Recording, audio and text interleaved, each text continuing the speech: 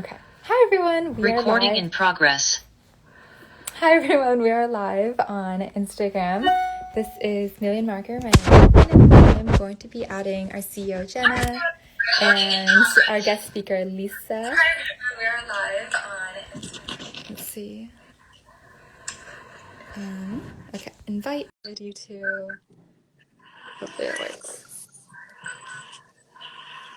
Hi, Tina. Hello, Jenna. Okay. Awesome. Okay. Perfect. It is very feedback.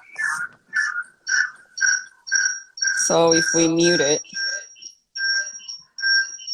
I think if you turn down the volume. Okay. On the Zoom, give that a shot. Okay. Did that work? Yes. Okay, good. You're the pro, Lisa. No, I'm just going with what I think is working. I think we got to go. Yes. Yes, I'm muted on Zoom. Yes, it's perfect. Okay. Perfect. Awesome. Oh, Thank you everyone for bearing with us while we get everything set up. My pleasure. Okay, let's begin. All right, Tina, you start. Okay. Hi, my name is Tina. I work on the product side at Million Marker. I do a lot of the ingredient auditing and product recommendations. And I work closely with our CEO, Jenna. Would you like to introduce yourself? Hi, everyone. My name is Jenna. I'm the founder and CEO of Million Marker. We're really excited to be here today with Lisa. And actually, I think that was my first ever Instagram live was with Lisa, a few months back. So wow. Super excited to have Lisa back. And thank you everybody for bearing with us because in the last two Instagram sessions, we had some difficulty. So all our video didn't get recorded. So today we're recording on both Zoom and Instagram. So thank you everyone. And then, so Million Marker, for everyone who's new joining us, Million Marker is committed to help people balance their hormones through mailing urine tests and then reducing toxin levels. And then, we know people need actionable suggestions to help them with achieve hormone balance. So that's why we're super excited to have Lisa today with us. And Lisa is from Yoga for Fertility. And then through her personal yoga practice along with IVF, she was able to conceive. And then so she's going to help, discuss with us today how yoga and its influence on hormones. So welcome, Lisa. Thank you so much for joining us. My pleasure. And thank you so much, Jenna and Tina, for having me on today. I'm really excited to join you. I love everything that Million Marker has been doing. I've been watching everything you're doing, and I'm just really impressed with everything that you guys are doing, especially to help our TTC, our Trying to Conceive community.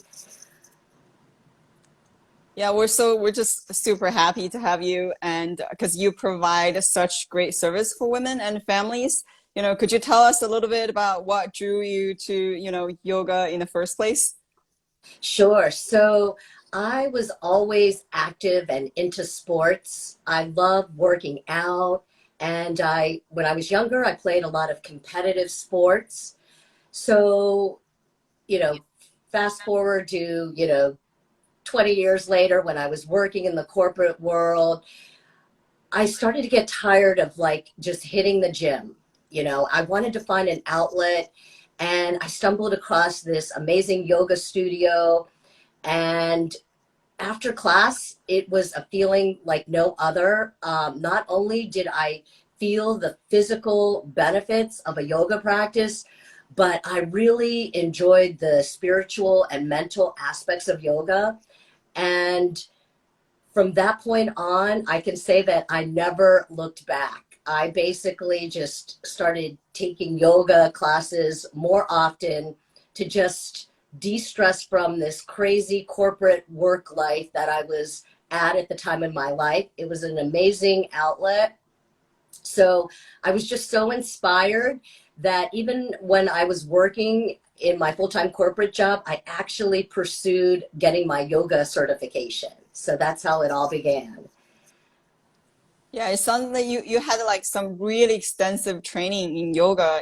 Could you tell us more about some of your educational background? Yes, sure. So everyone who wants to pursue becoming a yoga teacher has to go out and get this yoga certification, and it usually starts out at a 200-hour training, and that's what I got. But then because I was so interested in deepening my practice, 200 hours I didn't feel was enough for me personally, so I sought out advanced training. I studied with senior teachers all in New York City. And then I started going on retreats with them, which helped to deepen my practice. It basically gave me the opportunity to, practice yoga, more consistently and understand the mind-body connection. So yoga's just not about the physical practice. It's also about the mental and spiritual side as well. Yeah, and then you named your practice, yoga for fertility. What made you realize there is a connection, between yoga and fertility? Yes, excellent question. So, at one point, I was just so happy in my career. I was with my husband, and I wasn't really thinking about having kids at the time. And, at one point, I wanted to start a family, and it just didn't happen automatically. And for a lot of women nowadays, it's really difficult. Before there was a time where you could just say, "Oh, I want to get pregnant." So when I wanted to start a family, it was challenging for me. We tried and we weren't so successful. So we decided to go to a fertility clinic, and I had some big challenges along the way. I had miscarried, and it was really challenging for me because, I had to undergo some IVF protocols. And I can honestly say that during some of the toughest times where it's really stressful going through the protocols and also the miscarriage that, a woman never dreams of having, and it's kind of like one of the worst times in my life, and I know in other women's lives that have undergone it. My yoga practice has really helped me undergo some of like that tough times by centering my mind and my body and calming me. So that's how yoga for fertility was derived. Basically, for me, fortunately, I was a yoga instructor when I was going through the fertility treatment. So that helped me out a lot. And, after I was able to conceive, I vowed and made it my mission to help other women along this path. It's great. No, it's nice to have these alternative methods instead of just relying on the chemical intervention. So what would you say the influence on like between hormones and yoga is? You said like it calms you down. Is it more of a mental thing or physically? It also is involved with the hormonal processing. Exactly. So the amazing thing about yoga is it helps you, obviously not just from an anatomy, but physiology standpoint. Mm-hmm. It helps to calm the nervous system. It helps to bring the body back to homeostasis. And it helps to reduce the amount of cortisol that runs through the adrenal glands. And so when your body is in this constant fight or flight mode, you're super stressed out. And I mean, I understand who isn't stressed out these days. Yeah. But, the thing about yoga is that we need to give our bodies the opportunity to exhale.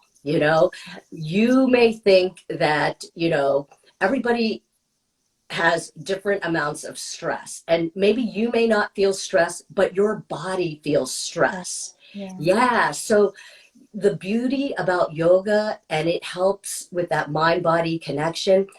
Yoga is a 5,000-year-old practice, and it all began with just sitting down and learning to calm the monkey mind, because our mind is constantly chattering and our body's constantly moving. Now, the Western influence, we see these people bending our bodies into a pretzel, but that's just a part of the pie of yoga.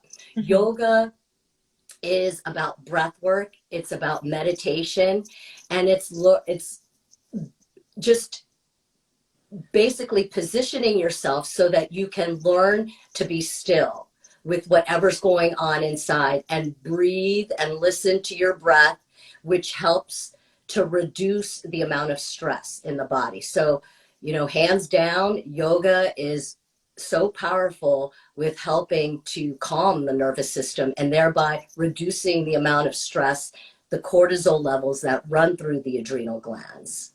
Right. Yeah. No, I'm sure it's easy to overlook the amount of stress that we carry with ourselves when it's very much like embedded and like subconscious.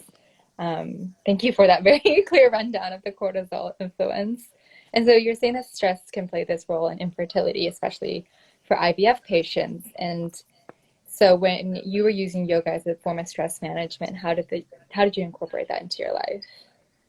Yes. So, yoga really helped to calm and center me, because basically when you're stressed, your energy level is like scattered. And what you're doing when you want to create life, you need to garner your energy and focus it. And in yoga, we refer to it as apanavayu, downward breathward movement, because what you're doing is you're creating life in this house for your body.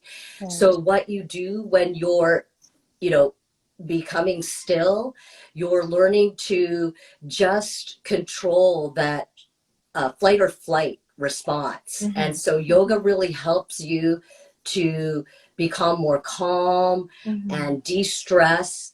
And it also helps you to become more reflective, because when you're constantly in motion, your mind is just, you're full of anxiety, and that can affect you on a cellular level. Yeah, definitely. So yoga helps to just tap into that fight or flight and remove that stress level by just learning to focus on your breathing. When you focus on your breath, you're calming your nervous system down, and you're just becoming more and more centered and patient with yourself, as opposed to being, out of control with the things that you can't control. Right. Yeah. And it's great that there's this method that people can rely on, and it is part of their control to let go and practice yoga, practice their breathing.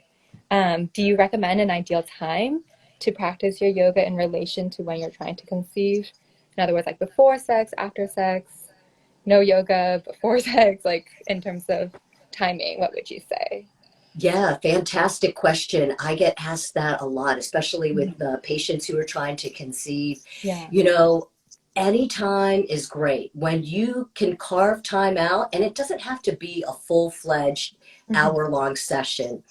Even if you're just sitting and counting your breaths, and you don't even need to touch your toes, that's what yoga is not about, bending backwards. We see these people in beautiful shapes, and that's fine too, because that actually prepares the body to be still eventually, which the goal in yoga is to just be with yourself and accept yourself and love yourself for who you are. So ideally, just to get back to your question, because I know I derailed a little bit. No, it's all important. Yeah. So basically what you want to do is, in yoga, we're focusing on increasing blood volume to the pelvic region, because the embryo wants to create that plush environment, that thick uterine lining. So a lot of these yoga poses that we do, incorporate bringing more blood flow to the reproductive, the digestive areas, and overall your cardiovascular, just everything works hand in hand. Okay. So I recommend at any time that you can carve time out will be beneficial. Oh, great. Yeah, I'm sure that is reassuring for people who have busy schedules to hear that they don't have to add another thing at a certain time. Yeah. To go along with what feels right. Let's see. Jenna, is there anything else that you wanted Yeah, to add? I also heard IVF vacations have increasingly become common for couples, and how can they benefit from yoga retreat? Because I know you also run yoga retreats. Oh, Yeah, thank you so much for mentioning that, Jenna. So I'm really delighted because I have been hosting yoga retreats in Costa Rica for the past 5 years. And what's really nice about IVF vacations is that it gives the opportunity for couples to take a step back. You know, when you're in a relationship with someone and there's just one goal in mind to conceive, you forget about the basics about why you're with someone. You know, so the IVF vacations, it's an opportunity to get out of your environment, to get back to, you know, the fundamentals of being with your partner, not having that added stress, and you know, removing yourself from that environment. And it's good for couples to understand that yes, you have a goal, you want to create a family, but sometimes, you know, taking a step backwards and de-stressing yourself from your everyday environment helps to promote, you know, a better relationship and even to conceive. So that's why I've decided to host these yoga IVF vacations in Costa Rica. And even if you're not trying to conceive, come join us because we keep it open. that's great. Yeah, who can say no to Costa Rica? Yeah. Right, Jenna? I know you're a big fan. Yeah, so like a lot of people also envision, yoga as this picture perfect Instagram post, which you kind of mentioned. It doesn't have to be that way. How do you, ease those misconceptions in the minds of, new clients? That's such a wonderful question because it can be so intimidating to see people, you know, move into these shapes that are like kind of like Cirque du Soleil. And that's absolutely, that defeats the purpose of yoga. You know, yoga is not one size fits all. Yoga is for everybody. And what I love to tell my students is, you know, even the alignment, it doesn't have to be perfect as long as you are staying connected to your breath. And that's the beauty of yoga. It's a moving meditation. So maybe you're not good at meditation.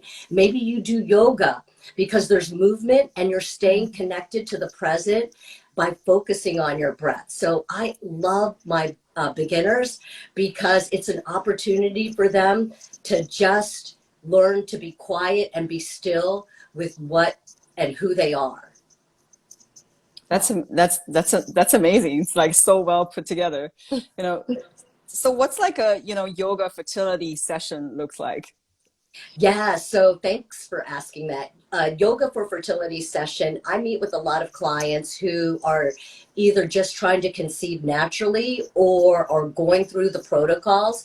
I like to meet a client where they're at. So no yoga experience is necessary. I love to incorporate breath work, meditation, and most of the poses, it's all geared towards increasing blood flow through the pelvic region because you want to center your energy down there because you're trying to create this life force. You're trying to create this plush environment for your embryo. And you can do that by centering the mind and body and by achieving that through restorative poses in yoga. I mean, there's different types of yoga, but my yoga for fertility is bent and leaning more towards the restorative side. That's good. So They what are, lowered the oh, bar of entry and made it so much more accessible to people while still retaining this very strong goal that caters to their needs. Exactly. Yeah. Oh, Jenna, sorry. Were you about to say something? I'm just curious, like, what are some like, poses for, recommended for people who are trying to conceive? There's a handful of poses that I love to recommend, and they're all grounded on the mat. I mean, you could do some standing poses, but the ones I really love, you're on your back, your knees are bent, the soles of your feet are down on the mat, and you are slightly elevating your hips up. And it doesn't have to be extended and lengthened. You can even slide a pillow or a couch cushion underneath and just elevating your hips just even like an inch off the mat. And just closing your eyes and counting to 10 and focusing on your breath. That is a wonderful yoga for fertility pose that I love to incorporate for my students. But you would think that would also work for anybody, any women who's trying to balance the hormone, right? It's not just for fertility. Anybody can actually do that because all our, reproductive organs are all in the abdominal area. It just feels like everybody can use that pose. Exactly. And that's what's so accessible about yoga. It's for everybody, no matter what size you are, where you're at. Yoga is for everybody. It's not one size fits all, no doubt. What about pregnant people? Once people become pregnant, is there any risk doing yoga while they're pregnant? And then what are some poses for, pregnant mothers? Sure. So that's a fantastic question because I love to work with my prenatal clients, especially since they've been with me. Some of them have gone through yoga for fertility and now, boom, they're pregnant. What a joy. My heart is singing. But yes, great question, Jenna, because they need to modify. Twists aren't really recommended. If you have been practicing yoga for quite some time, you're absolutely okay to do certain poses because you're not shocking the body, but definitely you should modify and take it slow and listen to your body. Don't overextend yourself, and certainly don't do anything new that you haven't done before. Yeah, that makes total sense. I think that's the same rule goes when people are telling pregnant women about exercise too. So if you never run long distance, don't start that when you're pregnant. Yeah, no running marathons. Not the time to begin. Yeah. And then we also heard now you have a podcast. Could you tell us a little more about your podcast?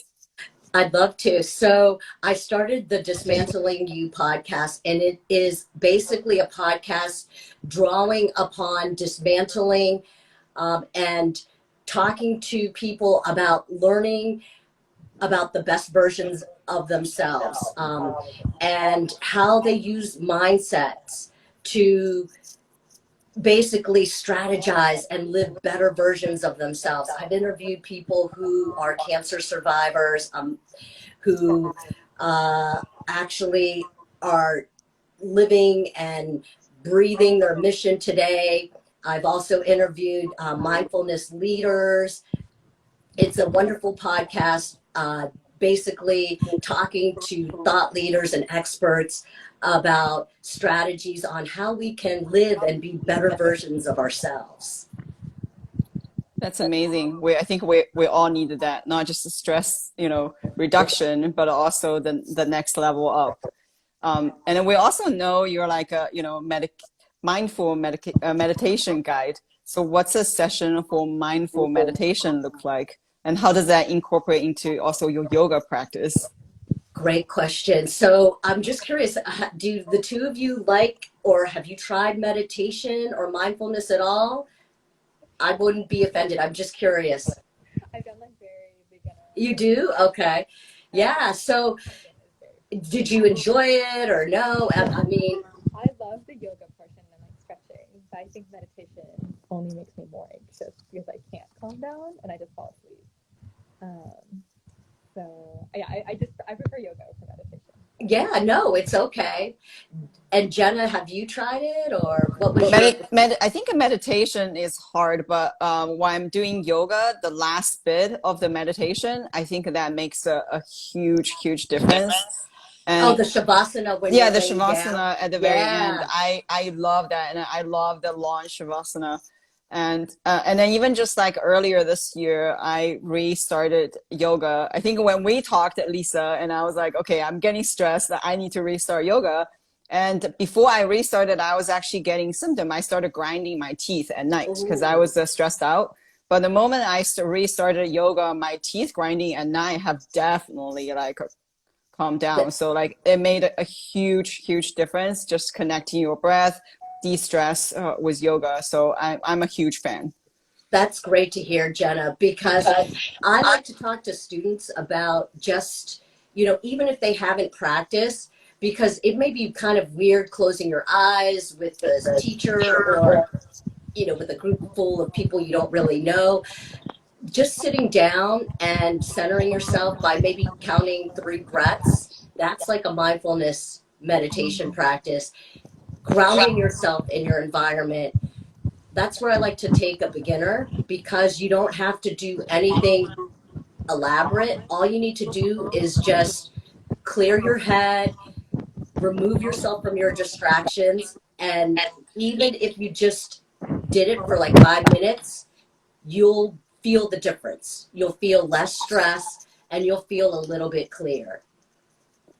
Yeah, it's nice to have the bar, like start from a small amount of time, so it doesn't seem intimidating. Exactly. That is so amazing. So for anybody who wants to schedule a session with Lisa, please click on our LinkedIn bio and then tap on the post that, features the Instagram live. And then you can also check out Lisa's, various offerings, including, coaching, meditation, yoga retreat, and then like so much more. We do have 2 questions in the Instagram live. Oh, nice. I want to address real quick. Someone was saying that sometimes practicing yoga feels like they're only going through the motions. What advice could you give them to be more confident when they realize that the yoga is working, or how to notice if yoga is working for them? Yeah, so I would recommend that you take a beginner class. Like if you feel like you're being pushed too fast, maybe you're just going through different shapes and you're not getting a chance to really feel more and think less, then you're not getting the real true benefits of yoga, because yoga is a moving meditation. Right. And if you can maybe count your breaths out loud, that might help. So that would be my best suggestion. Maybe not out loud so that the class can hear, or maybe just softly to yourself.